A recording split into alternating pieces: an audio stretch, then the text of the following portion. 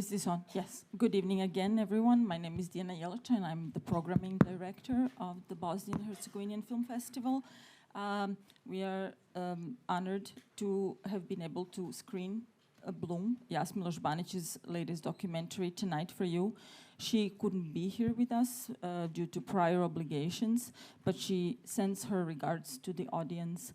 And it was her explicit wish that Sonja Blum, the granddaughter of Emmerich Blum, introduced the film. So I want to once again recognize Sonja. Thank you, Sonja, for being here. And so this is going to be a little academic roundtable, and we will open it up for your questions and comments, of course. I want to quickly introduce someone who may not need introduction for festival goers who have been with us for years. That's my friend and colleague Amir Husak, who has been with the festival for years now, my fellow programmer and artistic director who this year is on sabbatical, but luckily he made time to be here with us. Amir, thank you for being here. Of course, thank you. Thank you all for being here. I'm just going to say real quick that we realized that Jasmila could not be here, but Diana and I talked, and we realized it's impossible to have this film and not to say a word after it. So, and we hope this is going to be also a conversation with you. So we'll try to open it up also to our audiences. We also have our special guest. I'm so glad that you were able to join us, Isak, and I'm just going to take a minute to briefly introduce Isak Berbic. Isak Berbic is a Sarajevo-born, it's Sarajevo-born? Or Travnik, sorry, I messed that up always. We talked about this a few times and I still messed it up. So Isak Berbic is a Travnik-born visual artist based in New York whose work engages with social histories, representation, and contested narratives. His work often examines the intersections of politics, war, and climate in relation to present and geological time. His work has been presented in international venues from Cuba to Morocco, Singapore, too many to list. He has participated in research and residency programs such as Jatiwangi Art Factory, Trans Art Institute, the Art and Law Program, NARS residencies in Soma Summer. Berbic is the co-founder with Falls Cabra of Brief Histories in New York City that hosts exhibitions, public programs, and publications. Also, I should also note that that's where our closing party tonight is at the gallery, so Isak has generously offered the space. He's an associate professor of art at Stony Brook University. Welcome, Isak, and thank you for joining us.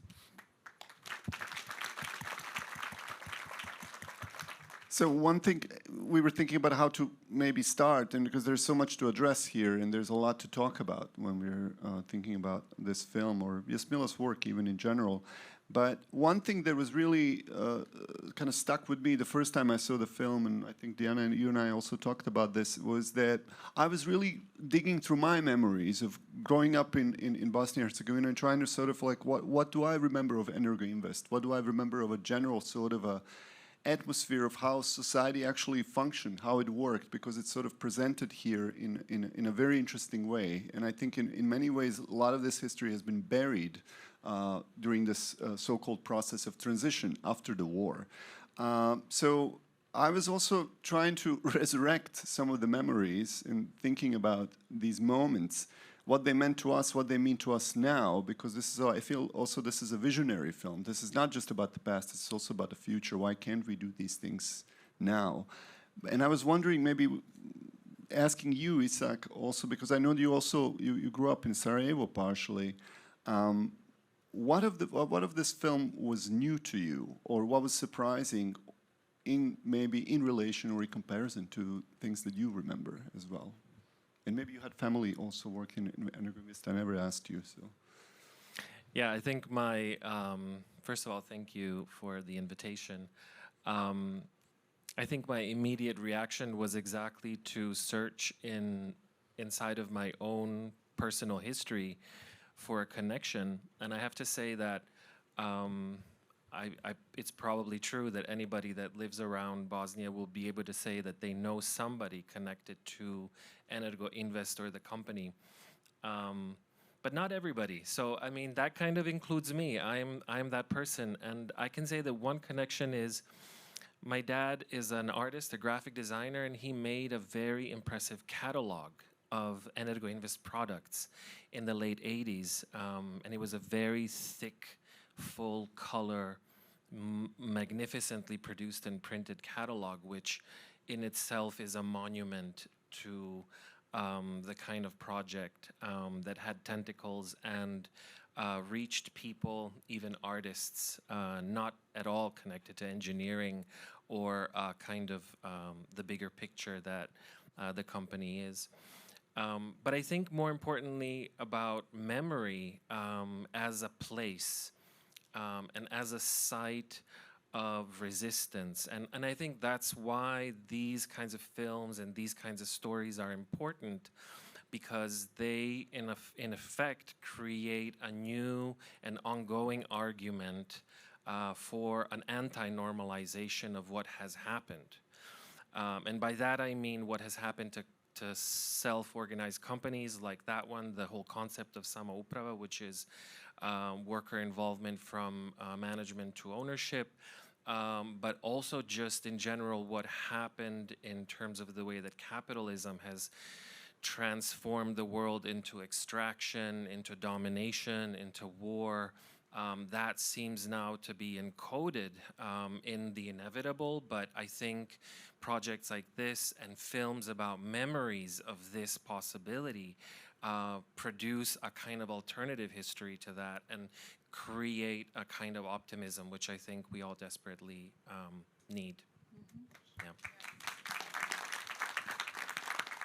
Thank you, Isak, for those important words and comments. I should emphasize that this screening in particular is co-sponsored by the New Yugoslav Studies Association, which is an association that some of us here on stage and also in the room have organized as an academic organization that is looking to study Yugoslavia not just from the perspective of what had happened, not just from the perspective of the past, but also from the speculative perspective of what could have happened, and most importantly about what we can use from this knowledge and from these experiences for some of us, both here on stage and I assume many of you in the room, lived experience of Yugoslavia.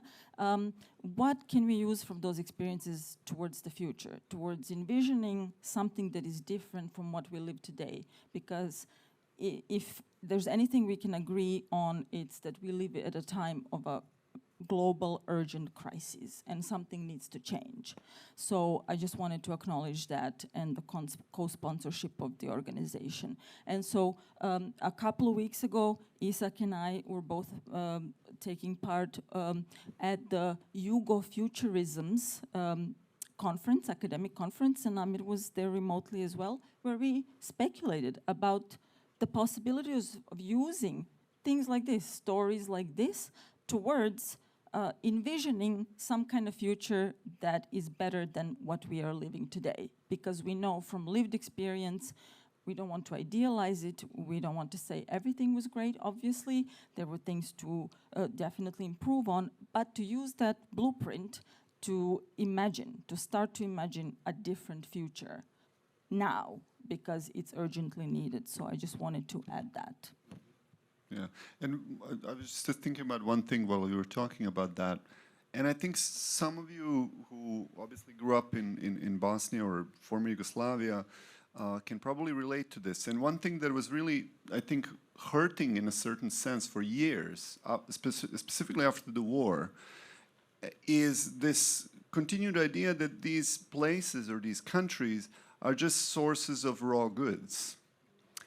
That no ideas can be necessarily generated there. Yes, you have a few writers that have done this and so on, right? There's a Nobel Prize winner and so on.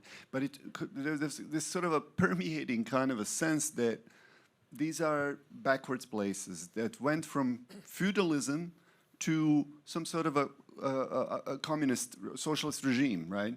That there was no modernity, that there was no modernism, that there was no innovation and so on. And I was sometimes stunned, even talking to some academics, how little knowledge some of them have, and I was always wondering why is that so? And then this film also is trying to kind of undo that and say, like, no, there was a moment modernity was quite present, or a period of this socialist modernism. There were ideas. People were putting things forward. Yes, the project of Yugoslavia as it was has failed, and in a very terrible way, and that should be also talked about, and this is something that also the Yugoslav Studies Association is trying not to neglect as well, the bloody end of Yugoslavia. But it's very interesting to think about this leap, right? To think about how, no, these are not places that are only kind of sources of raw minerals and so on, they're being treated as that right now, if you're following what's going on, right? Because everything else has been devastated, including the Energoinvest, self-managed factories, and so on. So once again, now yes, we are now, right, the place of source or source of raw goods, but it is also a place where knowledge is produced, where ideas are actually conceived, is a kind of an important notion, something that needs to be re-emphasized, I feel. And it continues to be that place, despite all these difficulties. I think I just wanted to add to that beautifully stated idea that part of it is also, for me, is telling the stories of projects like this one, which are actually very fragile.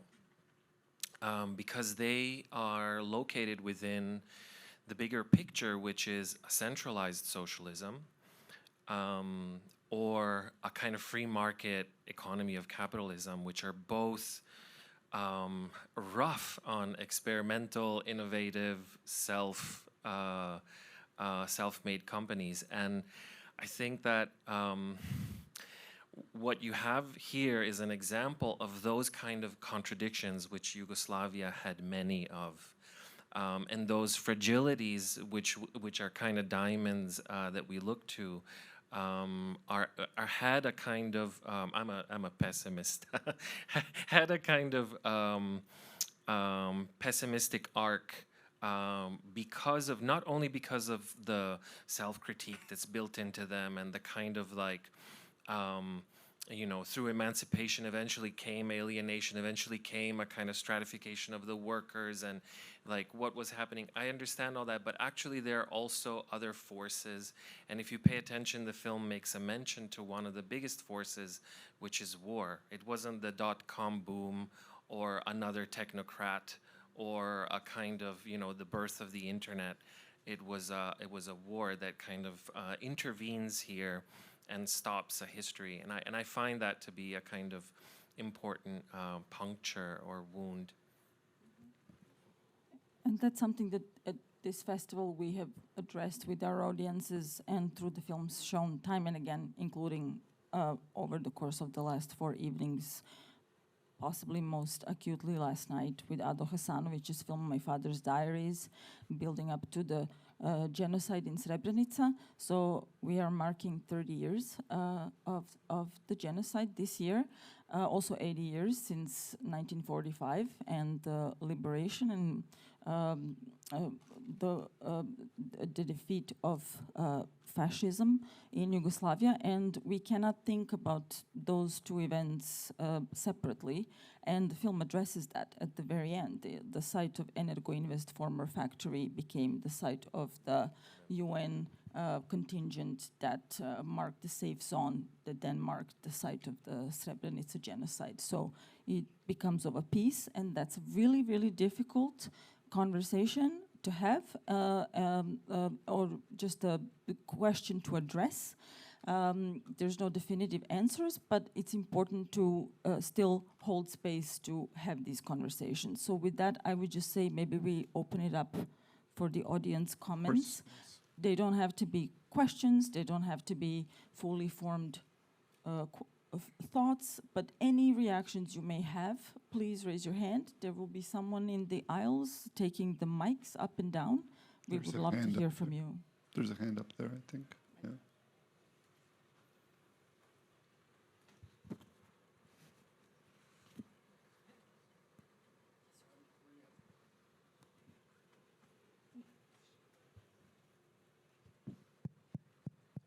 It should be working.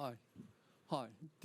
My name Ted Han. I'm Korean, and the South Korea, the capital city is Seoul. From Seoul to Sarajevo, its distance is 8,500 kilometers.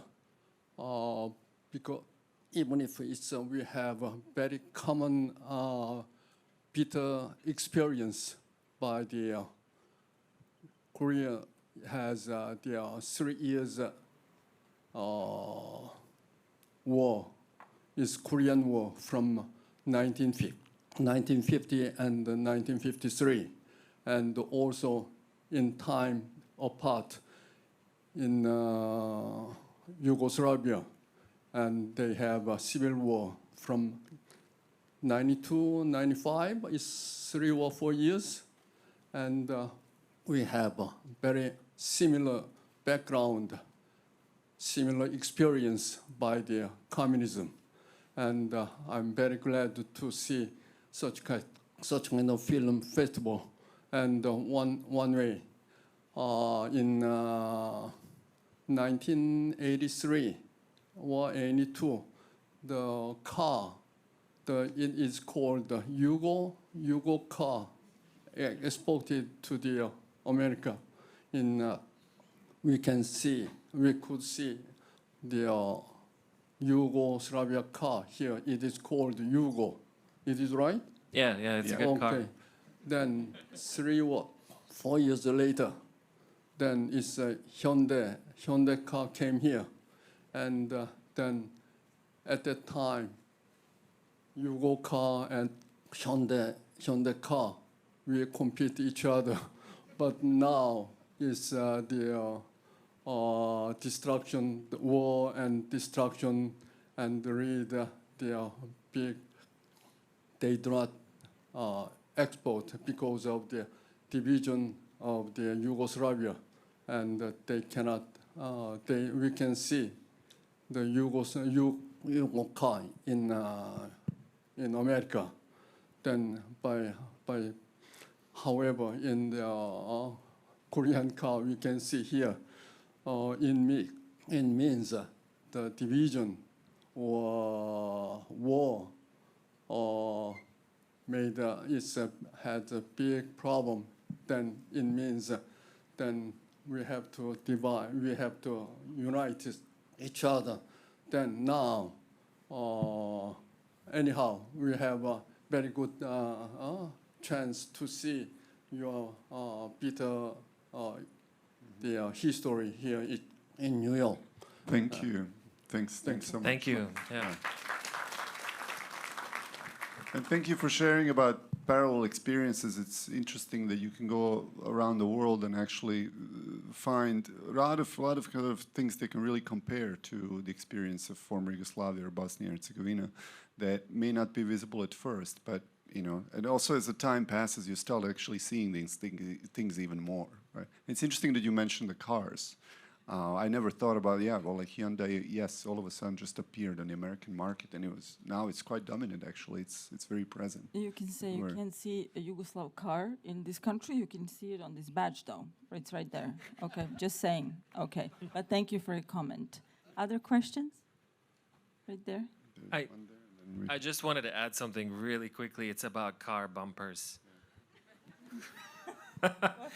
I think that it's a great idea to think about this car moment because one thing that I thought about is not the non-aligned circuit that Yugoslavia belonged to and how delicate diplomatically all of that was. And what that meant to big projects like this one. And when that kind of delicate diplomacy falls out of balance, what the consequences of that are. Sometimes you get whole, countries pulled. And I just think that there's a lot of a kind of shattering of historical forces that that bring something like the birth of such a company or the birth of such a car as well as its ending. Okay, Veruška has. Yeah, I wanted to say how inspiring that film was. And one thing that struck me in terms of what can we do, can we somehow influence where we go in future, was the role of a strong leader. Blum was definitely a strong leader, so was Tito, right? Right now in Serbia, there's wonderful movement by the Serbian students who are protesting, have been protesting since the beginning of November, trying to overhaul not the government, but the system that's corrupt and where people can engage in construction and build a railroad station that collapses because it's so poorly done, and the contract was given to somebody who didn't have, whose work was not checked properly by inspectors, etc. So, and 15 people or 16 people actually got killed because of that. Anyway, the Serbian students are, it's a healthy segment of the society, and it's really heartwarming and inspiring that these are the young people in a country, Serbia is very much like Bosnia. The devastation after the war and all the trauma, the war wasn't there directly, but the NATO bombing, etc., did quite messed up the collective psyche. It's, in many ways, it's not such a healthy society. But the students do look like a very healthy segment of the society, and it's wonderful what they're doing. One thing that seems to me they're missing is a really strong leader. We had Tito, we had Blum. Occupy Wall Street did not have a leader. They specifically didn't want a leader. And we know where they are now. I'm a little worried that the Serbian students actually need to come up with a really good leader. I feel like that's one of the things that any country needs. A good leader who is progressive like Blum. Right.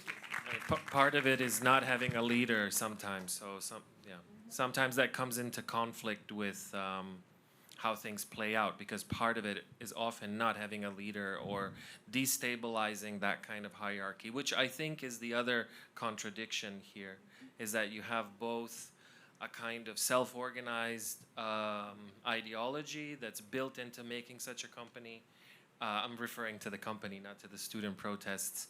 But then you also have the emergence of leadership, not in the CEO, I'm not saying, but in the kind of diplomatic level that such a company rises up to be and has to be involved in government operations. And I think we need to acknowledge the generational shifts that are happening. The generations of students who are leading the charge in the blockades or protests, wherever we want to call them in Serbia right now, that have spread somewhat and are also happening in other countries in the Balkans as well, are deliberately deciding not to single out a single leader, perhaps because of this cautionary tale that was the past. Once you place all the authority or sort of like leadership potential or whatever you want to call it on one single person, that can be easily discredited. How that's going to pan out, we don't know. But in fact, we did spend a lot of time at the Yugofuturisms conference talking about these precise protests that you're talking about. So I think it's out of cautionary tale. The students and the student blockades are exhibiting and using a lot of the sort of Yugoslav tradition of political organizing, like plenums, which are a form of self-management, really. But where that's going to go, how the political articulation is going to go, and how the political sort of leadership is going to happen, whether that necessarily has to be a hierarchy or not, I don't know.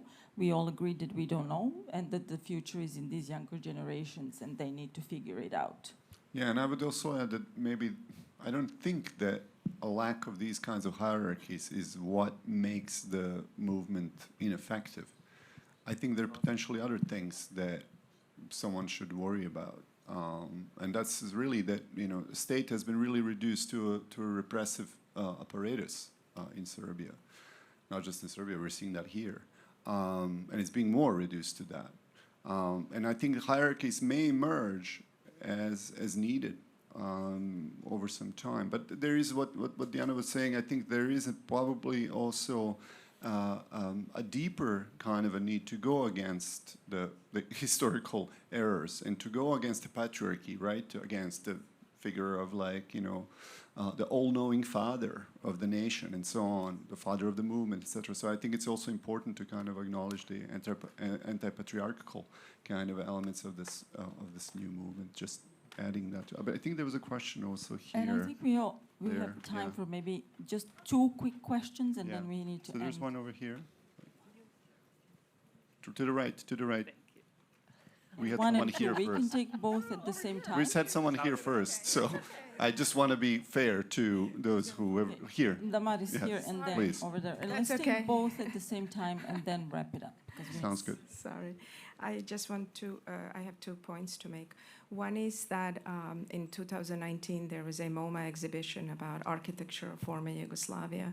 And watching this movie left me with the same feeling of an amazing idea that Yugoslavia was in many ways. I mean, I agree, many, many negatives, but many positives.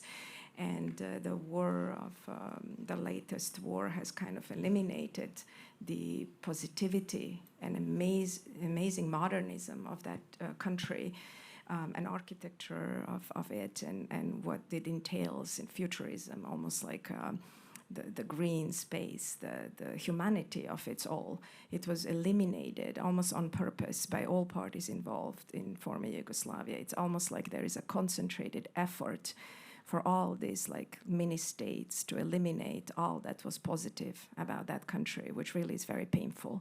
So that's one point I want to make. And then the other is that the generational trauma that Balkans has experienced, starting from the First World, Second World, and the idea that none of these republics or countries have ever sort of dealt with it.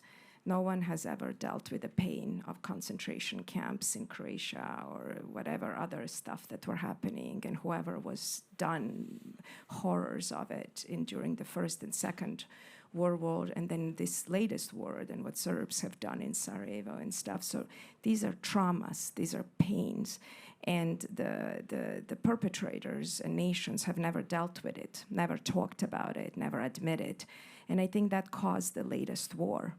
And if we, our generation, never deal with what has been done in that latest war, then again, the violence happens again in the future. So one of the opportunities we have all of us who came from former Yugoslavia is to sort of really talk about it and own it and have a space where we can actually say, you know, we are coming from wherever we're coming from, and the crime was done in our names. And we own it, and we can sit here and talk honestly and be friends and think about the future, even if that we don't do that. And parallel to United States right now, right, that has never dealt with their own pain and racism and stuff, and it's playing out in front of our eyes right now. So we are triggered by that. Anyway, I just wanted to make these 2 comments. thank you. Thank you. Thank you so much for your powerful comment. One final quick question, and then we need to wrap it up. Good evening. Thank you for organizing, all this. It's very impressive. My question is following. Would you agree that, given that Bosnia in past 100 years had passed through 3 major wars that destroyed entirely system and way of living, forced, one entire Bosnian nation, which includes all the religions, to go through Ottoman, Habsburg imperial system, through royalist dictatorship of the Serbian kingdom, to the republican system of socialist, Bolshevik communist socialist dictatorship, in a way, and drew people. Bosnia also was the epicenter of the anti-fascist, movement and resistance.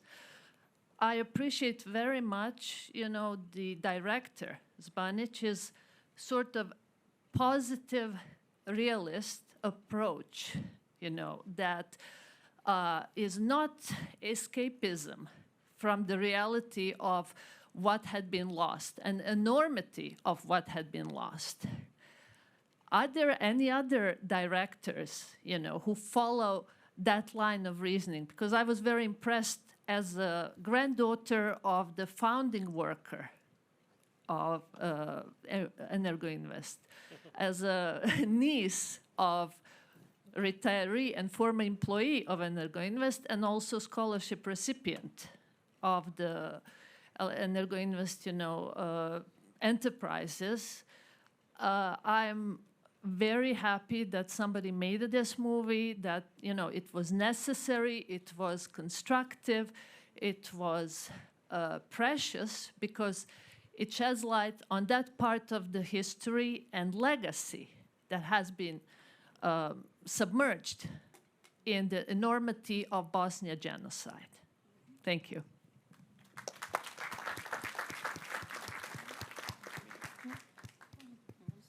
Thank you so much for your comment and for your question and for sharing your experience. I would just say, yes, there's a number of filmmakers, and not just filmmakers, cultural workers, who are addressing these issues through various modes of filmmaking. Jasmila Žbanić at our festival obviously being one of the most prominent ones, since she's one of the most celebrated filmmakers working in cinema today worldwide.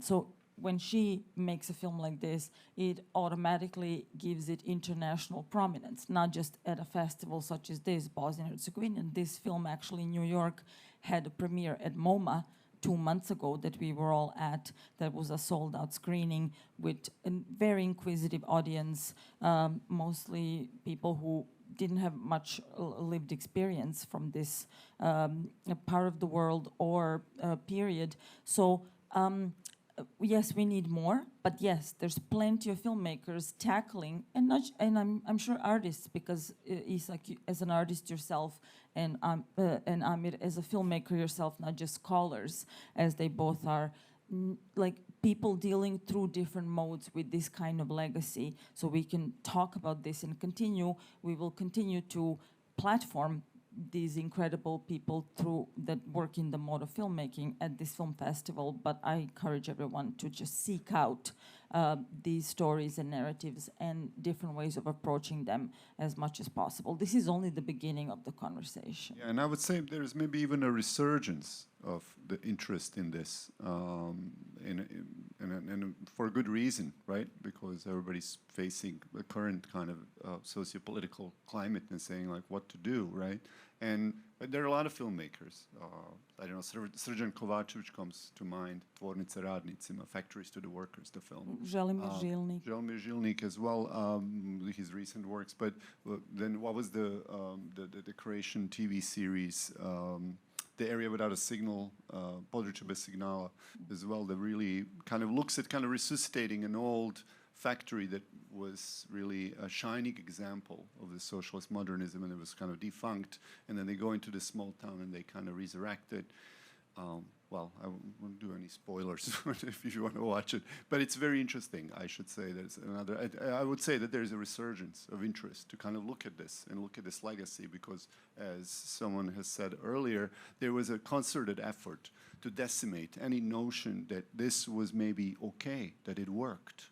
It was like nothing worked, erase it, erase the names, erase any sort of a sense, any kind of sense of legacy, right? I mean, one thing that I encountered in my research, that a workers' paper, for example, in some of the factories, which were most amazing, kind of interesting publications, you would find poetry in there and whatnot.